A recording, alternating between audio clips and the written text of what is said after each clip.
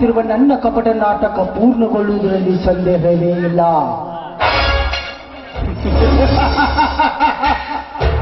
ಪ್ರಕಾಶ್ ಗೌಡ,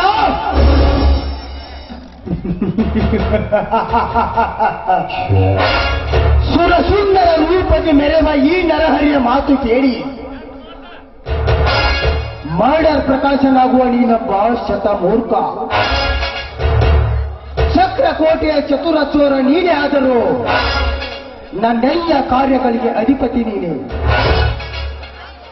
ಯಾಕೆ ಗೊತ್ತೇ? ನಾವು ಹೇಳಿ ಅವರನ್ನು ಕೊಲೆ ಮಾಡಿ ಸ್ವಚ್ಛನ ಶ್ರೀಮಂತರ ಶಿಖರವನ್ನೇರಿ ಗೋಗಾಸಿ ನಗುತ್ತಿರುವಲ್ಲ, ಆ ಶಿಖರದ ಮೇಲೆ ನಿನ್ನ ಸಮಾಧಿ ಕಟ್ಟುವುದೇ ನನ್ನ ಬಲವಾದ ಛಲ.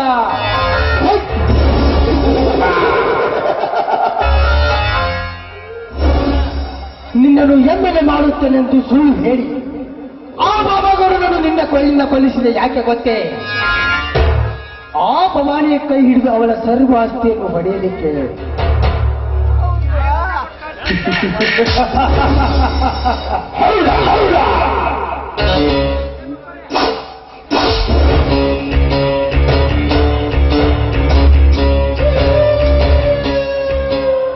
ಅವನ ಸರ್ವ ಆಸ್ತಿಯನ್ನು ಹೊಡೆದು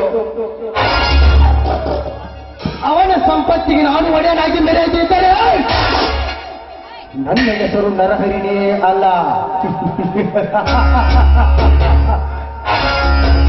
रंग लाती है मेहंदी सूख जाने के बाद, तेरी दोस्ती याद आती है बिछड़ जाने के बाद.